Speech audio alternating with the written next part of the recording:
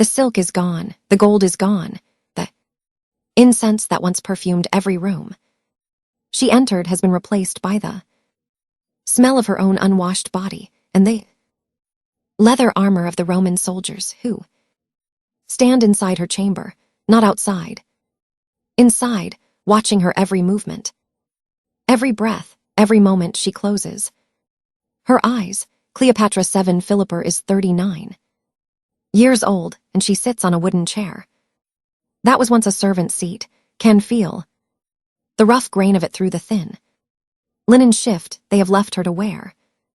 Can hear the soldiers discussing her in Latin they assume she does not understand, can taste the copper of blood in her mouth from where she bit through her own lip 3 days ago when they told her what Octavian planned to do with her in Rome.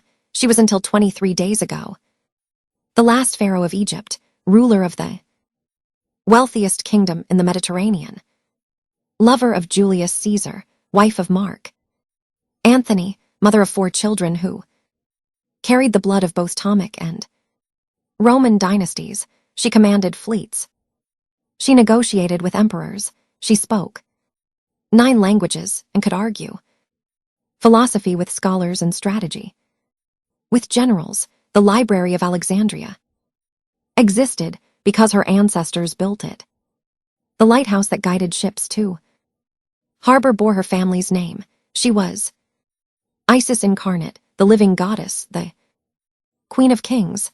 Now she is a prisoner in her own palace, surrounded by men who have been given specific instructions about what they may do to keep her alive, and what they may do to her while keeping her alive, wearing a garment so thin she might as well be naked, watching the door that no longer locks from the inside, counting the hours until Octavian decides he has extracted enough information and enough degradation and enough broken compliance to transport her to Rome for what comes next. She does not know yet that her son, Caesarion, 17 years old, the child she made with Julius Caesar, the boy who should have inherited both Egypt and Rome, has already been captured trying to flee to India.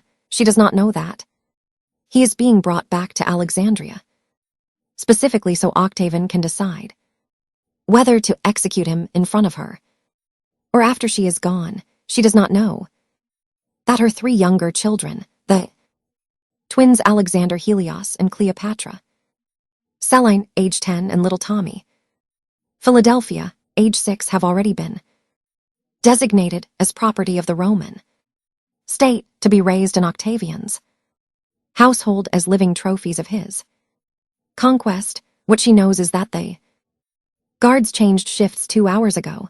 What she knows is that the night shift guards are different from the day shift guards. What she knows is that the night shift commander, a centurion named Guise, Cornelius Gallas, has made it very clear what he expects from her in exchange for small mercies like water and blankets, and moments of privacy to relieve herself without an audience. What she knows is that her death is the only thing she still controls, and what she does not yet know what tonight you learn is that what happened to her in those final 23 days was worse than the romantic myths ever revealed, that the snake was a mercy compared to what Octavian had planned, that the woman who chose her own death did so not from romantic despair, but from calculated understanding that the alternative was so horrific that oblivion was preferable. What you're about to learn has been deliberately buried for 2,000 years beneath romantic mythology that served Roman propaganda and Victorian fantasy. You know the story they taught you, the beautiful queen, the tragic love affair, the dramatic suicide with the asp. Hollywood has shown you Elizabeth Taylor, draped in gold, speaking of love eternal, dying beautifully in silk sheets while sad music plays. This is not that story. Tonight you will learn what actually happened to Cleopatra after the battle. Of Acte, the naval disaster that destroyed her fleet, bankrupted her kingdom, and left her trapped in Egypt. That was already being carved up by Roman administrators before she had even formally surrendered. You will learn what Mark Antony's death actually looked like, not the heroic Roman suicide of legend, but a botched, agonizing, hours-long process that Cleopatra was forced to witness while covered in his blood. You will learn what it meant to be Octavian's prisoner, what the Roman guards did during night shifts, what interrogation looked like when the interrogators knew you had hidden treasure somewhere and were willing to do whatever was necessary to find it. What it meant to be kept alive, not out of mercy, but because your living body had more propaganda value than your corpse. You will learn what Octavian planned to do with her in Rome. The chains, the public humiliation, the slow parade through jeering crowds, the display of a living goddess reduced to defeated property. You will understand why when Cleopatra learned the details of this plan, she began actively seeking any means of death that her captors might have overlooked. You will learn what happened to her children, what Rome did to the son of Julius Caesar, where the twins were taken, how Octavian erased not just a queen, but an entire bloodline systematically, deliberately, as matter of imperial policy.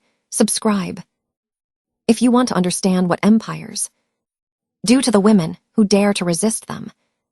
Comment below telling me where in the world you're watching from, because Cleopatra is sitting in that wooden chair listening to the guards decide what to do with her tonight, and I am going to tell you exactly what her final 23 days contained, what the history books sanitized, what the legends romanticized, what Rome wanted the world to forget. But first, I need to warn you, this is not a love story, this is not a tragedy. In the classical sense, this is the systematic destruction of a human being who happened to be the last obstacle to Roman domination of the Mediterranean world. The suffering you are about to learn about was not divine punishment or romantic fate, it was policy, it was calculated, it was what empires do. Let us begin with the moment everything fell apart. The Battle of Actium was fought on September 2nd, 31 years before the Common Era, in the waters off the western coast of Greece. Cleopatra commanded 60 Egyptian warships, the finest vessels. Her fleet, crewed by men who had been trained in naval warfare for generations. Mark Antony commanded the combined Roman and Allied forces loyal to their cause, approximately 230 ships in total, against Octavian's 400. The numbers alone told the story, but numbers do not capture what the battle actually meant.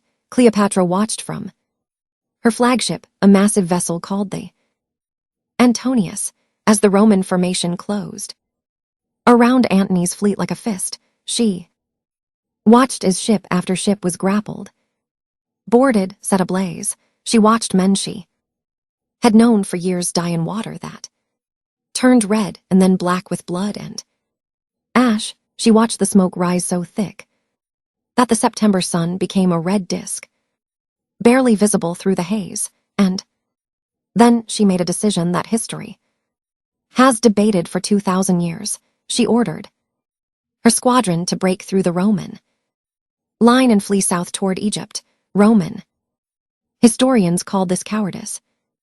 Modern historians call it strategic retreat. What it actually was, according to fragments of letters that survived in the Alexandria archives until they were destroyed centuries later, was recognition that the battle was already lost, and that preserving 60 ships and their crews more valuable than adding them to the disaster. Antony saw her sails turning south, He abandoned his flagship, transferred to a smaller vessel and chased after her. He left his fleet, left his men, left the battle, left everything to follow the woman he loved toward a kingdom that was already dying. They did not speak for 3 days after reuniting at sea, according to a servant who attended Cleopatra.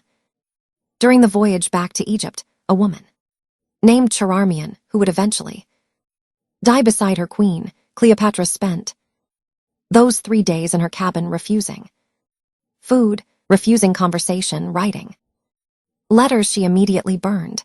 The servant's account, preserved in fragments quoted by later historians, describes the queen's state in clinical terms that modern psychologists recognize immediately. She does not sleep, she does not eat, she sits and writes and burns and writes again.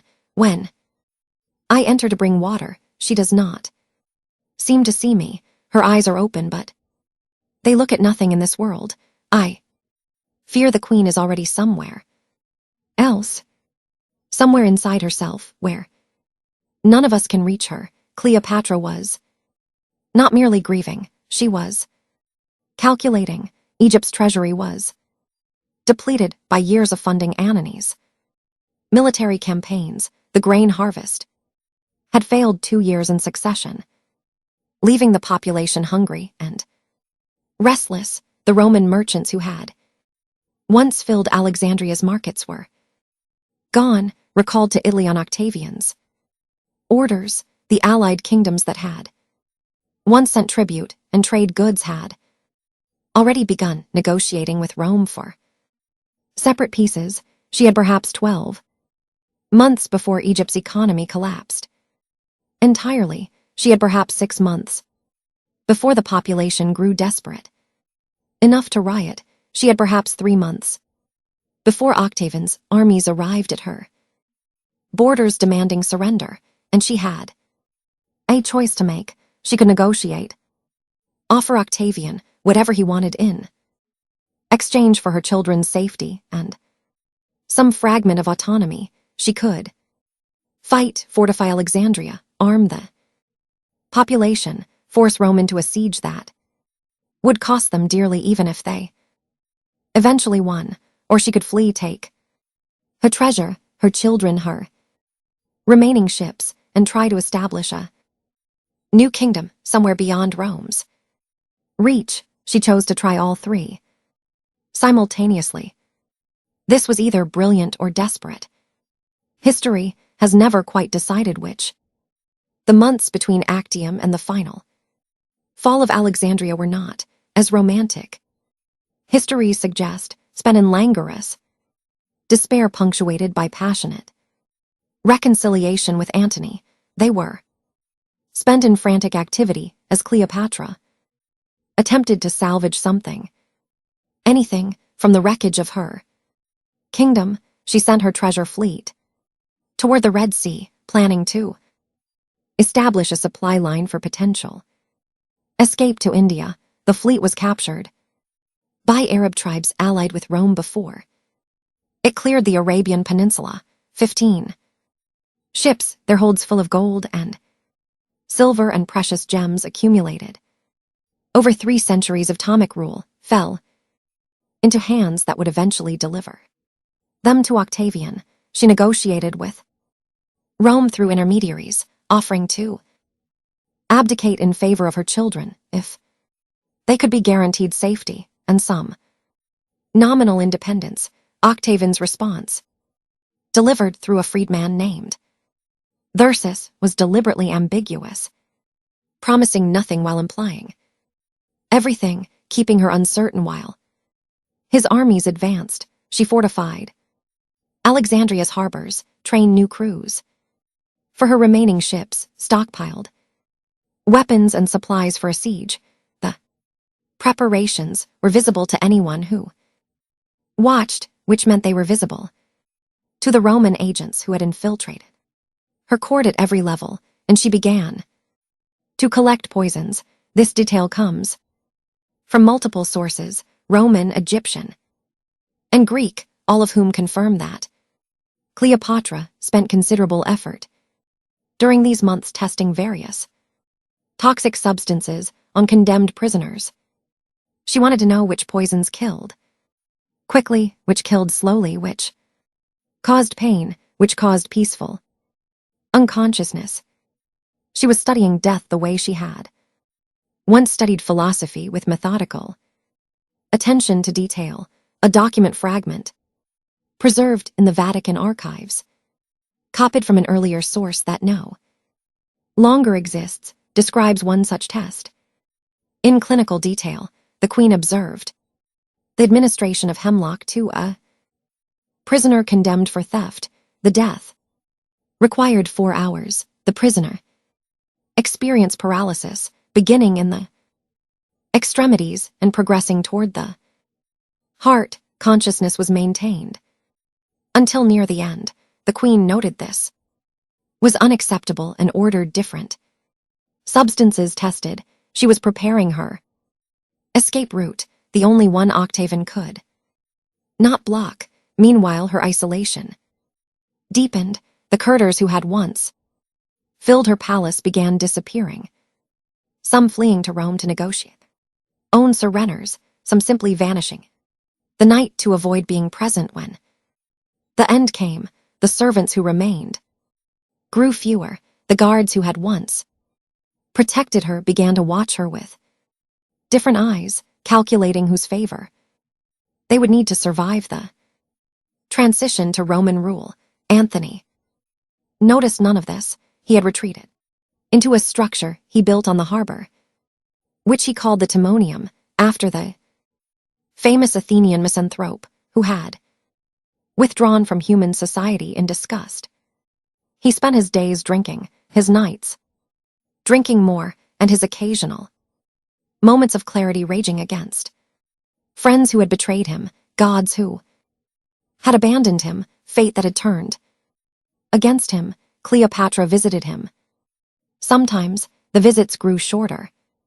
There was less to say. A fragment attributed to Charmian describes one such visit. The Queen went to the Timonium to speak with the Imperator about provisions for the siege. She found him insensible from wine. She sat beside him for 1 hour, watching him breathe, not speaking. When she left, she said to me, "He is already dead. His body simply has not realized it yet." She did not visit again for 12 days. By the time Roman legions reached Egypt's borders in the summer of 30 years before the Common Era, Cleopatra was effectively ruling alone, making decisions, directing defenses, negotiating with enemies, while her husband drank himself toward oblivion in a building designed for isolation. She was already alone. The siege would simply make it official. The final battle for Alexandria was not a battle at all. When Octavian's forces approached the city on August 1st, 30 years before the Common Era, Anthony roused himself from his stupor long enough to lead what remained of his cavalry against the Roman advance. It was a gesture of final assertion of Roman martial identity from a man who had once been one of Rome's greatest generals. The cavalry deserted. Some surrendered to Octavian's forces, some simply rode away. Anthony returned to Alexandria with a handful of loyalists, having accomplished nothing except confirming that his cause was hopeless. The fleet, Cleopatra's remaining ships, the last significant military asset Egypt possessed, surrendered without fighting. The crews rowed out to meet the Roman navy, raised their oars in salute to Octavian, and joined his forces. Years of training, fortunes spent on construction and maintenance, generations of naval tradition, all of it evaporated in a single morning. By noon, Alexandria was effectively undefended. By evening, Roman troops were entering the city. By nightfall, Cleopatra had retreated to her mausoleum, a massive stone structure she had built beside the temple of Isis, designed to house her body for eternity, and barred the doors from inside. What happened next has been told so many times that the original shape of events has been obscured by centuries of retelling. Let me tell you what actually happened based on the sources that survive. Cleopatra sent a message to Anthony informing him that she was dead. This was not a lie designed to hurt him. It was a test. She wanted to see how he would respond, whether he would attempt to negotiate with Rome or whether he would follow her into death. She was gathering information even now, even as her world collapsed. Antony's response was immediate and decisive. He drew his sword and stabbed himself in the abdomen, but he did not die. The wound was serious, but not immediately fatal. He had missed the major blood vessels, pierced the intestines without severing anything critical. He was bleeding heavily, in tremendous pain, but alive. When his servants found him, he was begging them to finish what he had started. They refused. They could not, psychologically could not bring themselves to kill their master, no matter how much he pleaded. Then another message arrived from Cleopatra. She was not dead. She had sent the first message as a test. Now she needed him to come to her. Anthony was carried across the city on a litter, leaving a trail of blood through streets that were already filling with Roman soldiers. The journey took approximately 1 hour. Throughout that hour, according to multiple sources, Anthony remained conscious, talking to the men who carried him, sometimes raving about glory and death and fate, sometimes lucid enough to ask practical questions about what was happening around them. They reached the mausoleum. The doors were barred. Cleopatra refused to open them, fearing that Roman soldiers would rush in if she did. Instead, she lowered ropes from an upper window. Anthony was attached to the ropes, a man with his intestines partially visible through a gaping abdominal wound, and hauled upward by Cleopatra and her 2 remaining servants, Charion and Iris. The account of what this looked like comes from multiple sources who claim to be reporting eyewitness testimony. The details are consistent enough to suggest they contain substantial truth. The queen pulled at the ropes with her own hands, her arms trembling from exertion, her face contorted with effort and grief. The imperator was heavy with his own blood. The hauling took many minutes, and throughout he groaned and reached toward her, calling her name. When finally he was brought through the window, she clutched him to her breast, covering herself in his blood, calling him husband, Lord Emperor. The imperator was still alive when he entered the room, but barely. He spoke to her, though what he said was unclear. To those who later gathered the testimony, he asked for wine. She gave it to him. He died in her arms. Approximately 1 hour after the hauling, the queen did not release him for many hours after. When they finally separated her from the body, her garments were stiff with his dried blood. This is what the death of Mark Antony actually looked like, not the heroic Roman suicide of legend, a botched self-stabbing, a horrific journey across a conquered city, an agonizing haul up the side of a building, an hour of slow bleeding in the arms of a woman who was herself about to become a prisoner. Cleopatra's garments were still stained with Antony's blood when the Romans broke into the mausoleum the following morning. She was still wearing them when Octavian's guards took custody of her. She was still wearing them 3 days later, when she finally understood what Octavian planned to do with her. The mausoleum was not designed for living. It was designed for death, for the preservation of Cleopatra's mummified body through eternity, surrounded by the treasures and artifacts that would accompany her into the afterlife. The walls were thick stone, the air was still and close.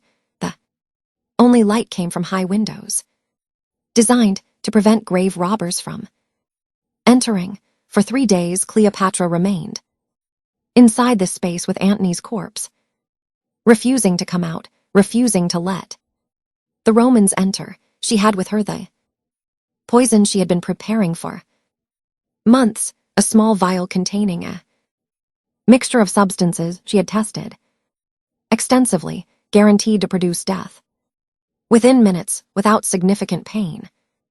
She was ready to use it. She was, according to the fragmentary accounts that survive, actually in the process of bringing the vial to her lips when the Romans finally broke through.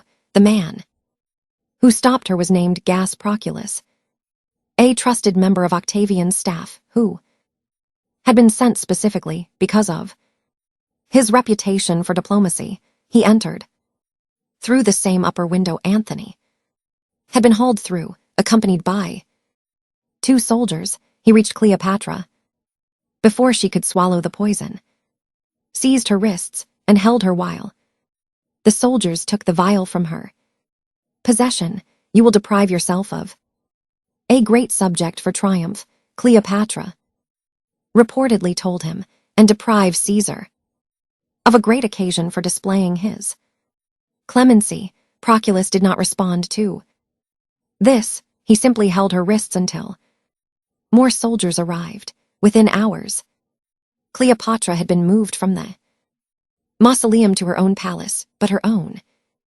palace was no longer hers. Roman guards stood at every door. Roman administrators inventoried her possessions. Roman soldiers occupied every corridor, every garden, every chamber that had once been her private domain. The palace that had been the center of TMIC power for 3 centuries was now a prison. Cleopatra was its most valuable inmate. Her first meeting with Octavian occurred 3 days after her capture. The accounts of this meeting vary in detail, but agree on the essential elements. Cleopatra had been allowed to bathe and change her clothing, the blood-stiffened garments finally removed, replaced with clean linen, but she had not been allowed cosmetics, jewelry, or any of the accoutrements that would have allowed her to appear as a queen. She was brought before Octavian barefoot, her hair uncombed, her face showing the ravages of grief and sleeplessness, and the first effects of what modern physicians would recognize as acute stress response. She threw herself at his feet. She begged for the lives of her children. She offered him anything, her treasure, her kingdom, her cooperation, her knowledge of Eastern political arrangements that might be valuable to Rome. Octavian listened. He made no promises. He asked questions about the location of her hidden wealth, gold and silver that Egyptian intelligence had reported she was concealing. When she gave evasive answers, his tone changed. The queen should understand, he reportedly said, that her continued existence depends entirely on her usefulness to Rome. As long as she provides value, she will be provided for. When she ceases to provide value, other arrangements will be made. The interrogations began that evening.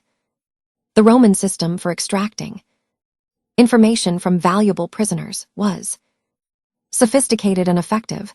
It did not rely primarily on crude physical torture, though that was available if necessary.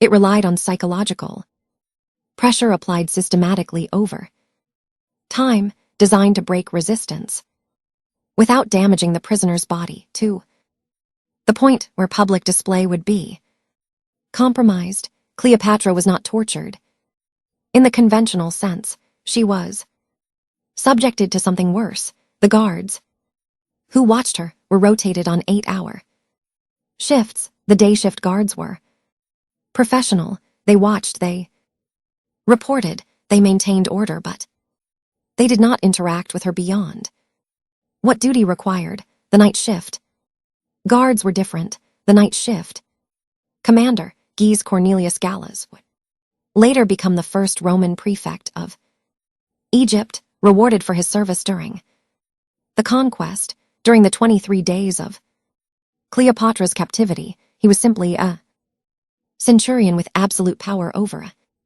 prisoner whose complaints would never reach anyone who cared.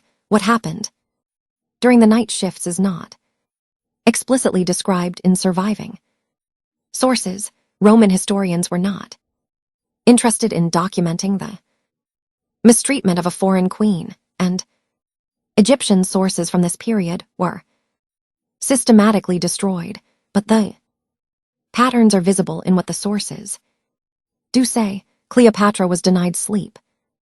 Guards were instructed to wake her whenever she began to drift off using noise or light or direct physical intervention. Sleep deprivation is one of the most effective methods of psychological breakdown. Within days, the subject begins experiencing hallucinations, impaired judgment, emotional dysregulation, and progressive collapse of resistance.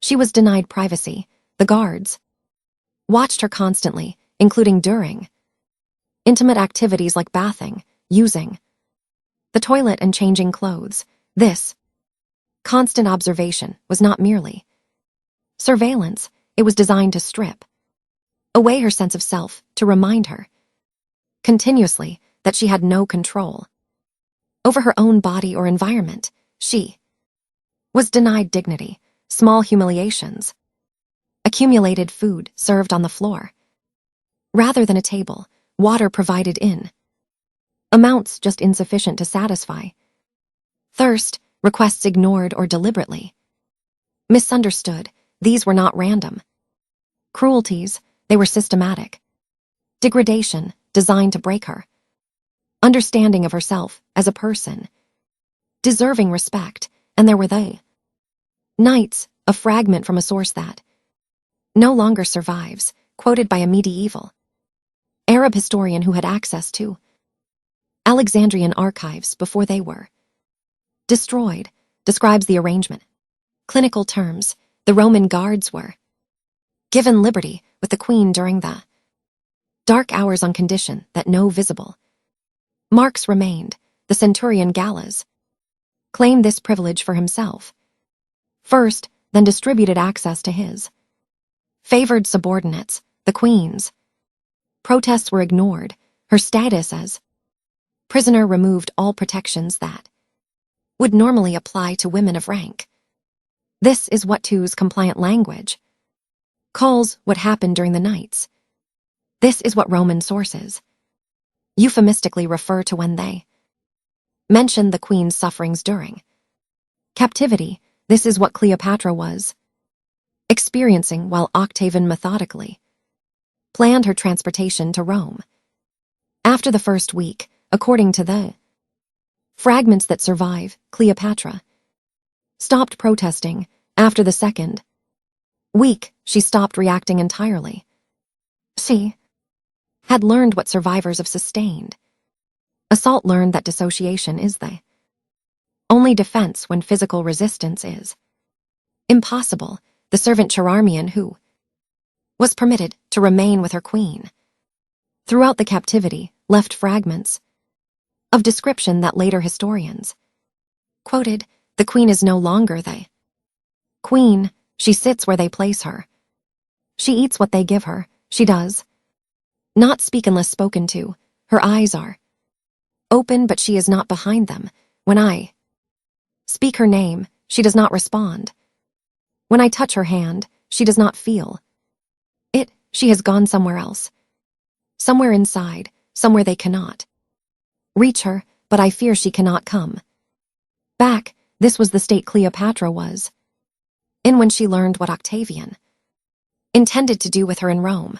Roman Triumphs were the most elaborate public spectacles in the ancient world when a Roman general achieved a sufficiently significant victory. The Senate might vote to award him a triumph, a ceremonial parade through the streets of Rome that could last for days, displaying the spoils of conquest to the Roman people.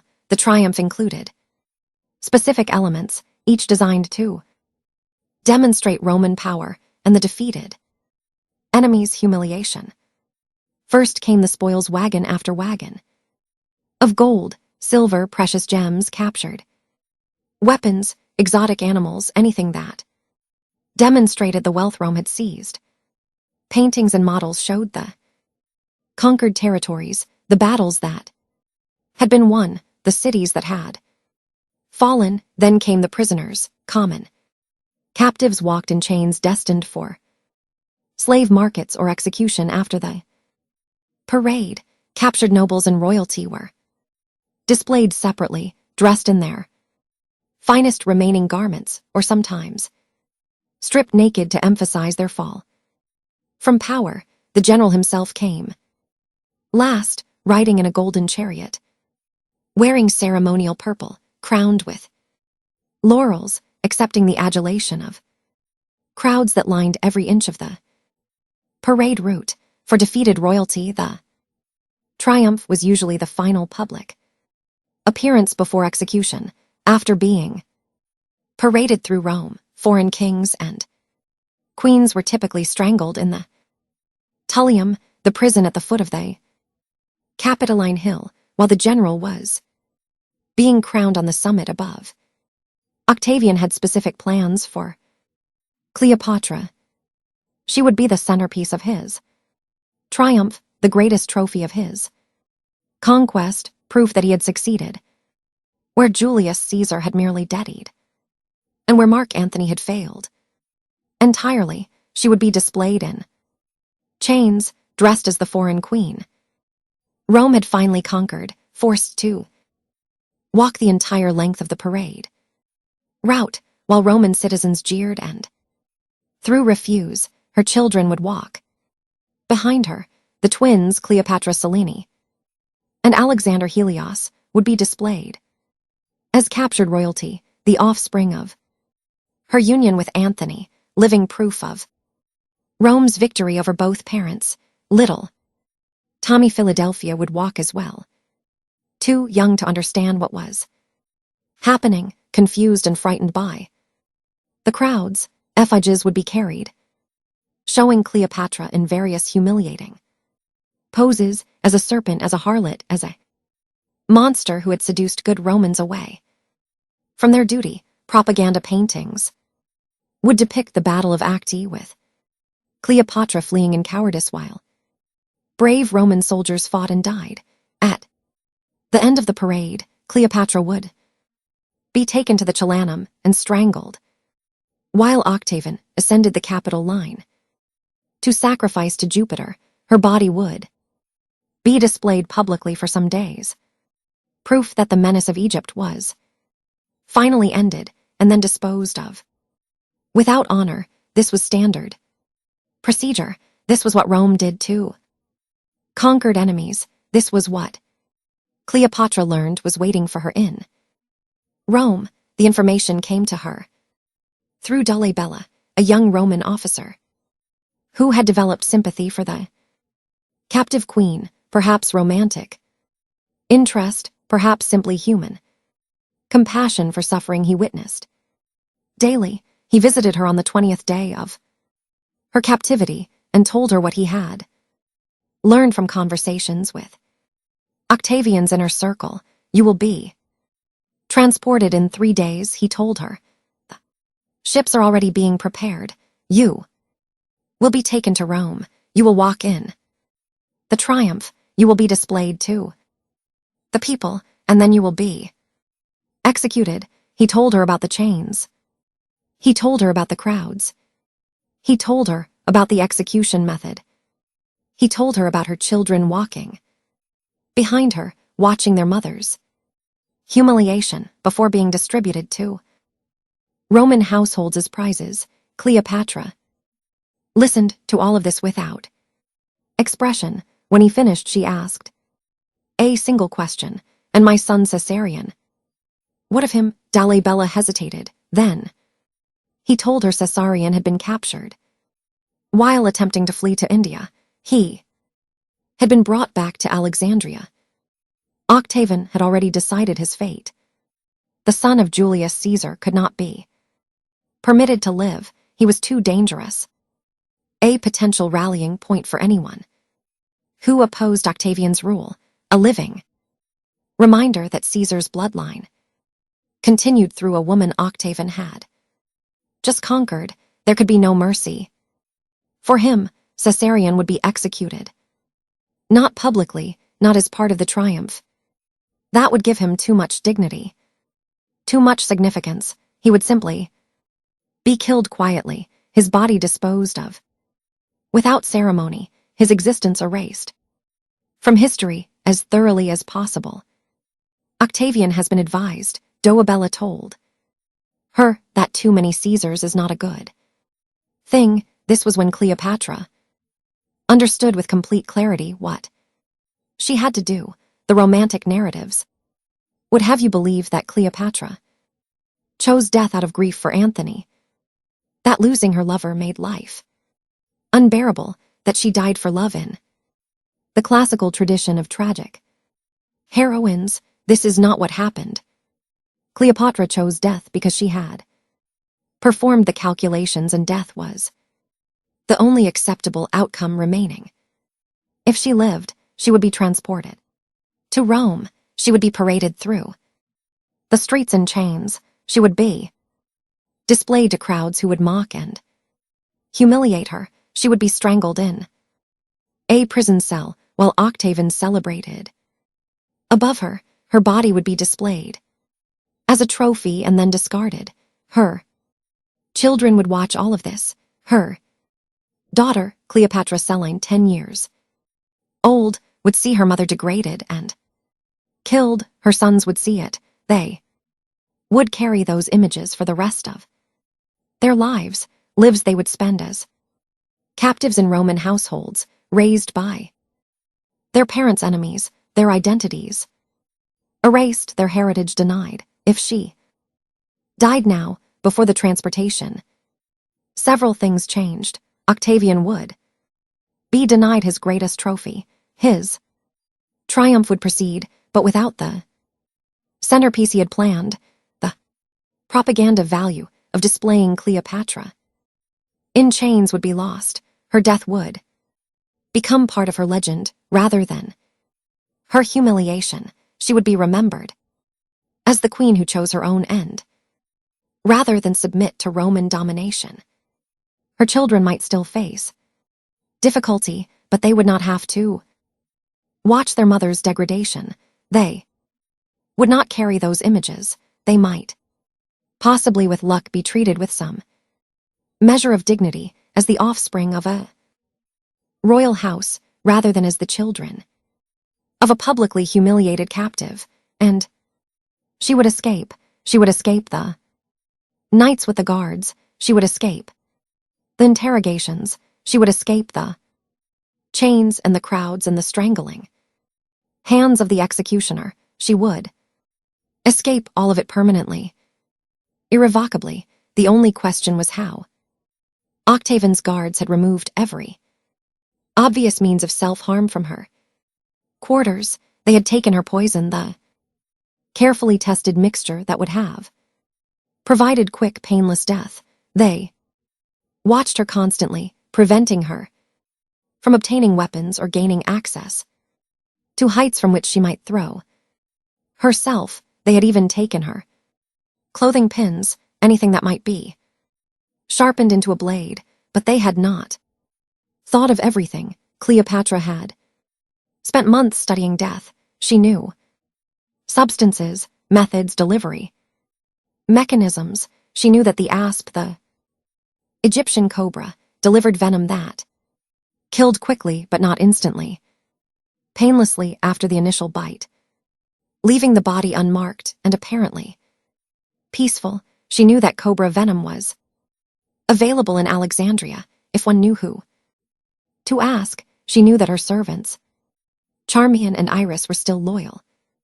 They had watched everything that had been done to her. They had been powerless to prevent it. But they could still help her with this one final thing. The plan was simple. She would send a message to Octavian requesting permission to make offerings at Anani's tomb, which had been allowed despite his death. This would require guards, of course, but it would also establish that she was resigned to her fate.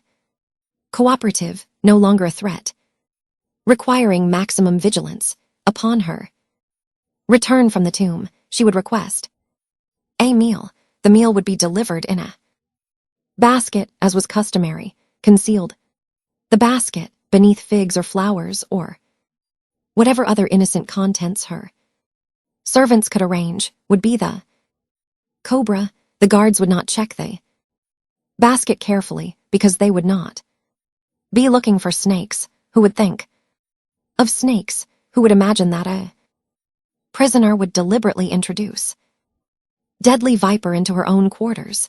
It was elegant, it was simple, it was exactly the kind of solution that Cleopatra had spent her entire life devising, using her enemies' assumptions against them, finding the gap in their thinking and exploiting it perfectly. She had 3 days before the ships departed for Rome. She would not be on them. Before we reach the end, you need to understand what happened to the children, because Cleopatra understood it, and understanding it explains why her death was not despair but strategy. Caesarion. Tommy 15, Caesar, son of Cleopatra and Julius Caesar, was 17 years old when Octavian's agents caught him. He had been sent toward India with treasure and trusted advisors, following a route that should have taken him beyond Rome's reach, but his tutor, a man named Rhodon, had been promised rewards for betraying him. The details of Caesarion's death are not recorded in detail. Roman historians mention it briefly without elaboration, as though embarrassed by what had been done. He was executed, possibly strangled, possibly beheaded, possibly killed by some other method that the sources do not specify. His body was not returned to his mother or buried with the honors due his rank. He was erased as thoroughly as Roman propaganda could manage. The son of Julius Caesar, who might have ruled both Egypt and Rome, became a footnote in histories written by his killers. Cleopatra learned of his death on the 21st day of her captivity. The information came from Dolabella, the same officer who had warned her about the triumph. The sources that describe her reaction are fragmentary, but consistent. The queen received the news in silence. She did not weep. She did not cry out. She sat very still for a long time, and when she finally spoke, she asked only whether the death had been quick. When told that it had, she nodded once and said nothing more. The next morning, she sent her request to visit Anani's tomb. She had already made her decision. Learning of Caesarion's death simply confirmed that there was nothing left to lose. Her other children, the twins and little Tommy, faced different but equally grim fates. After Cleopatra's death, all 3 were transported to Rome. They walked in Octavian's triumph, after all not behind their mother, but as part of the general procession of Egyptian spoils. They wore golden chains, dressed in their finest remaining royal garments, displayed as prizes to the Roman crowd. Following the triumph, they were taken into Octavian's household, not adopted, never given the status of family members, but kept as a curious kind of trophy pet, living proof of Roman victory, raised in the household of the man who had destroyed their parents. Young Ptolemy Philadelphia disappears. From historical records, sometime after the triumph, he was 6 years old when last mentioned. He may have died young. Disease, accident, the general hazards of childhood in the ancient world. He may have been killed when his continued existence became inconvenient.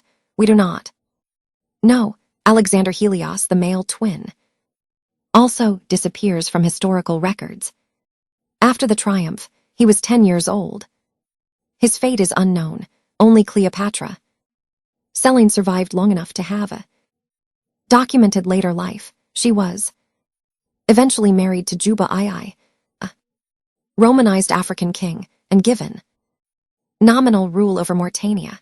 She lived into her 30s, had children, ruled kingdom, but she did so entirely under Roman authority. Her identity as Cleopatra's daughter, both displayed and controlled her existence, proof that Rome could domesticate even the bloodline of its greatest enemies.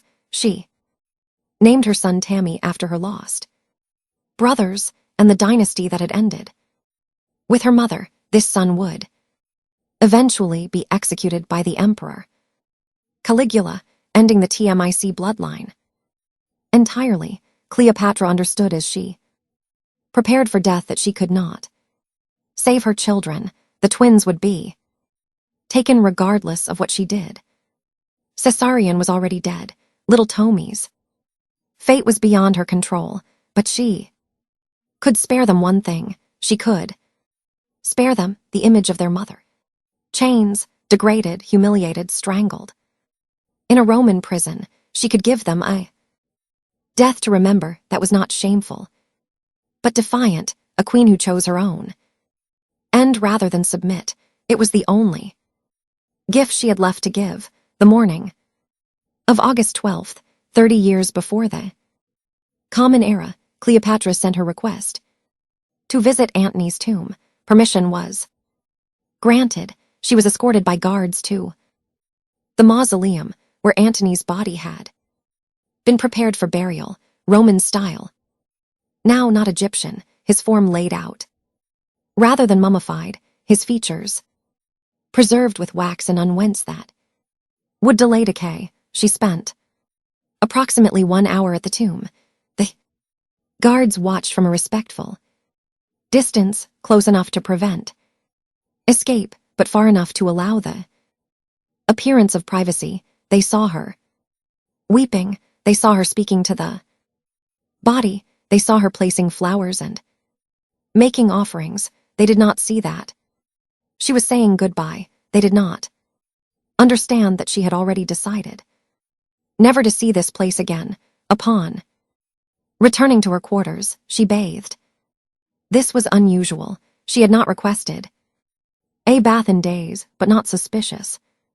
Perhaps she was finally accepting her fate. Perhaps she was preparing herself for the journey to Rome. She dressed in her finest remaining garments, not the royal regalia, which had been confiscated, but a simple linen dress of high quality. She asked for food to be brought. The basket arrived sometime in the early afternoon. It contained figs, according to the most common account, though other sources mentioned flowers or grapes. The guards inspected it casually.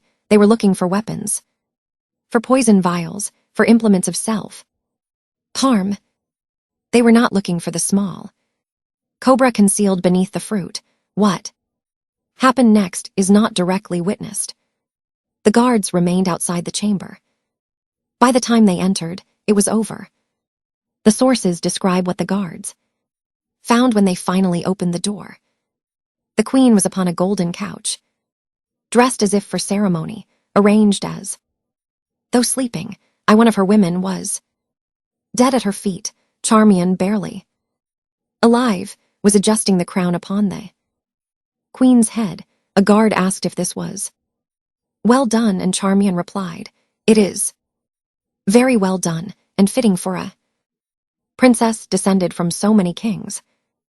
Then she too fell dead beside her mistress. the romantic version has the cobra at Cleopatra's breast.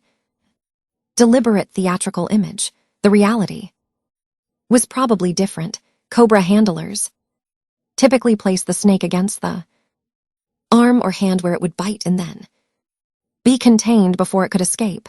The snake was never found, whether it had slithered away, been concealed by servants, or never existed at all. Some historians suggest poison smuggled separately remains uncertain. What is certain is that Cleopatra died on her own terms in her own time by her own choice. She was 39 years old. She had ruled Egypt for 21 years. She had been a captive for 23 days. Octavian, when he received the news, reportedly expressed disappointment that he had been deprived of his greatest trophy, but he also reportedly expressed admiration genuine or performed for the manner of her death. She shall be buried beside Antony, he ordered. She has earned that much. It was a strange kind of tribute from the man who had destroyed her, but it was also an acknowledgement that Cleopatra had won the final battle. She had denied him the triumph he wanted. She had controlled the one thing that remained within her power. She had chosen her own end. Cleopatra's body was prepared for burial with honors that Octavian permitted as a gesture of magnanimity. She was interred beside Antony in the mausoleum she had built, the tomb she had designed for her own eternal rest, now become her actual resting place through circumstances she had not anticipated. Her kingdom ceased to exist. Egypt became a Roman province, its wealth absorbed into the imperial treasury, its grain shipped to feed Roman citizens, its ancient culture systematically subordinated to Roman rule. The Ptolemaic dynasty, which had ruled for nearly 3 centuries, ended with Cleopatra's breath. The Library of Alexandria continued for some years, but its independence was compromised. Roman administrators controlled what was collected, what was preserved, what was permitted to be studied. The intellectual tradition that had made Alexandria the center of the ancient world began its long decline toward the destruction that would eventually claim most of its treasures. Cleopatra's name became a symbol first of Roman triumph, later of exotic sexuality, eventually of tragic romance. Each age reshaped her according to its own needs. The medieval world made her a cautionary tale about female ambition. The Renaissance rediscovered her as a figure of classical tragedy. The Victorians romanticized her love affair while condemning her sexuality. Hollywood transformed her into spectacle. Through all these transformations, the reality of her final days was obscured. The suffering was elided.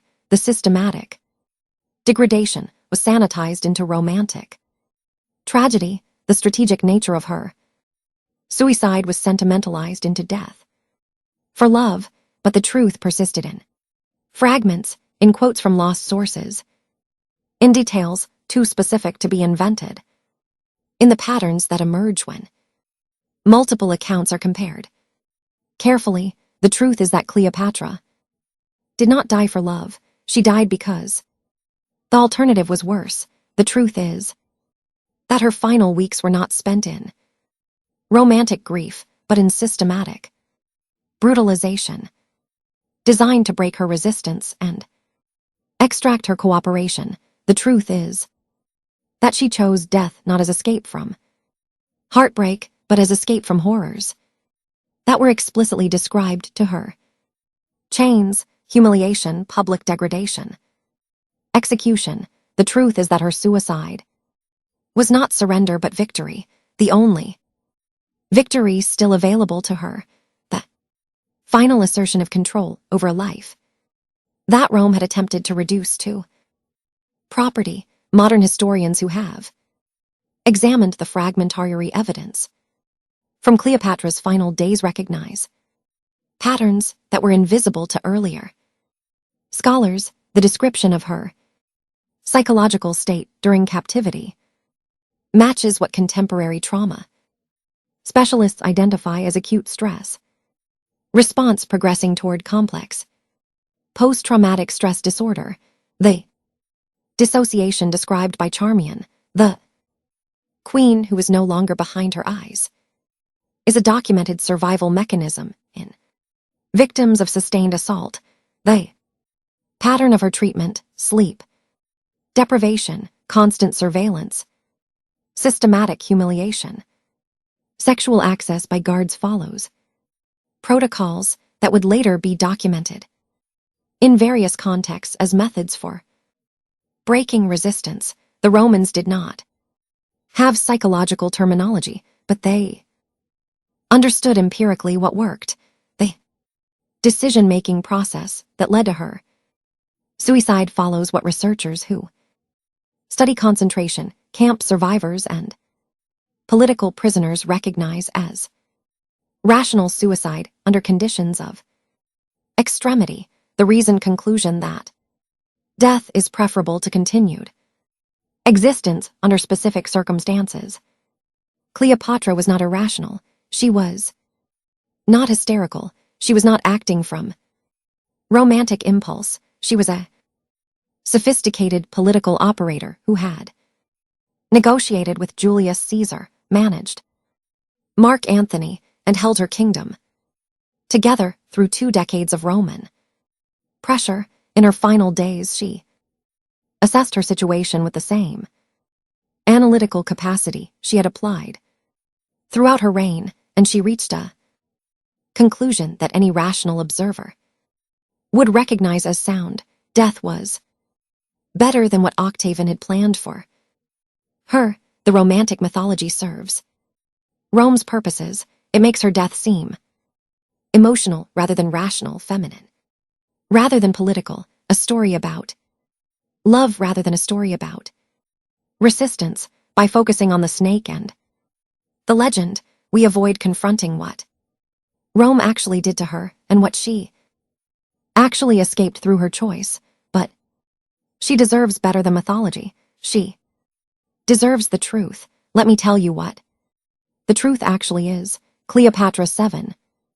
Philipper was the last pharaoh of Egypt, the last ruler of an independent kingdom that had existed for 3,000 years before Rome's founding, the last monarch of a dynasty that had preserved Greek learning while Rome was still a village, the last woman to hold absolute power over one of the ancient world's wealthiest and most sophisticated civilizations.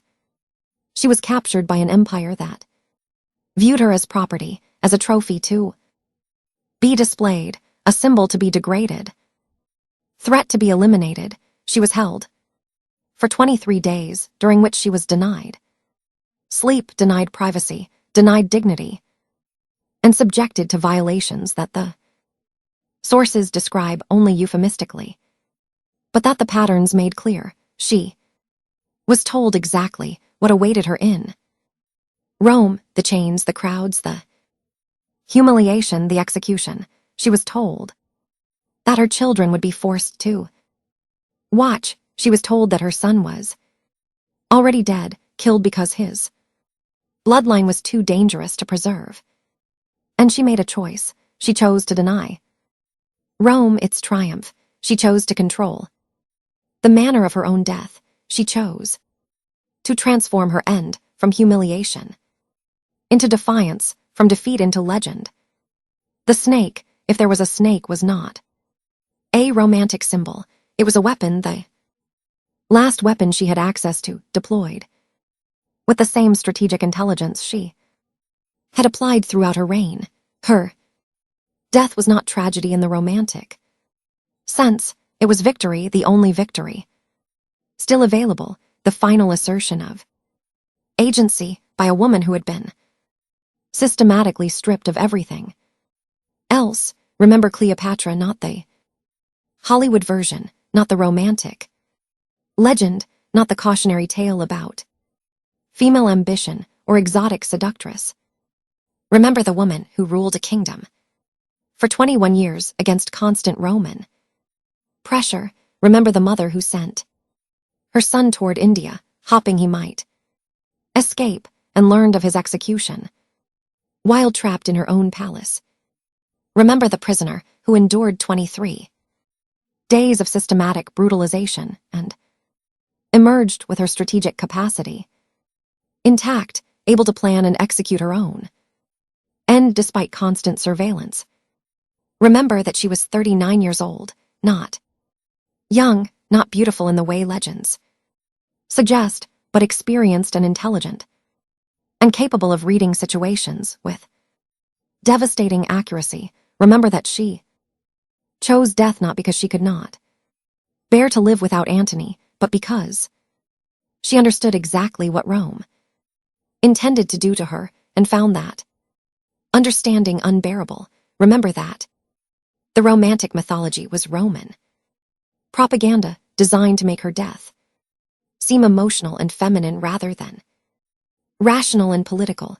Remember that she won the final battle by denying Octavian the trophy he wanted. Remember that her children walked in his triumph anyway, but at least they did not have to watch their mother in chains. Remember that her daughter survived, married a king, named her son Tommy, defiance of Roman attempts to erase her heritage. Remember that Cleopatra's tomb has never been found, that somewhere beneath the sands of Alexandria or the waters of the harbor, her body may still rest beside Antony's, hidden from the empire that tried to claim even her death as Roman property. For Caesarion, 17 years old, son of Julius Caesar and Cleopatra, executed because his bloodline was too dangerous to survive. For Alexander, Helios, and Tommy, Philadelphia, 10 years old and 6 years old, who disappeared from history after being displayed in Octavian's triumph. Their fates unknown, their lives erased. For Cleopatra Selene, who survived to become a queen, but only as Rome permitted, whose son was eventually murdered by Caligula, ending the TMIC line forever. For Charmian and Iris, servants who chose to die with their queen rather than survive to serve Roman masters, whose final act was adjusting the crown on Cleopatra's head so she would be found looking like royalty. For every person in that palace during those 23 days who witnessed what was done and could not prevent it. For the kingdom of Egypt, which ceased to exist as an independent nation and would not regain full independence for nearly 2,000 years, Cleopatra did not lose to a snake. She did not lose to tragic love. She did not lose to feminine weakness or exotic excess or any of the other explanations that Roman propaganda and later romanticization have offered. She lost to Rome to the overwhelming military and political power of an empire that was consuming the Mediterranean world, that would eventually control everything from Britain to Mesopotamia. That had decided her kingdom would become a province and her person would become a trophy, but in her final act, she denied them the complete victory they wanted. She chose her own death. She controlled her own end. She transformed her story from humiliation to defiance, and that is why we still remember her name 2,000 years later, not because she was beautiful, not because she loved dramatically, but because she refused to let Rome write the final chapter of her story. She wrote it herself. This is what actually happened to Cleopatra in her final days. This is what the romantic legends were designed to obscure. This is what Rome wanted the world to forget, that they broke her, brutalized her, planned to humiliate her in ways that made death preferable, and still she found a way to win. Subscribe if you want more hidden histories revealed. Comment below, telling me where in the world you are watching from. Share this video with anyone who thinks they know Cleopatra's story but has only heard the mythology. Her death was not romance, it was strategy. Her suicide was not despair, it was defiance. Her legend is not tragedy, it is victory, the only victory she had left. Remember Cleopatra, remember the truth. Remember,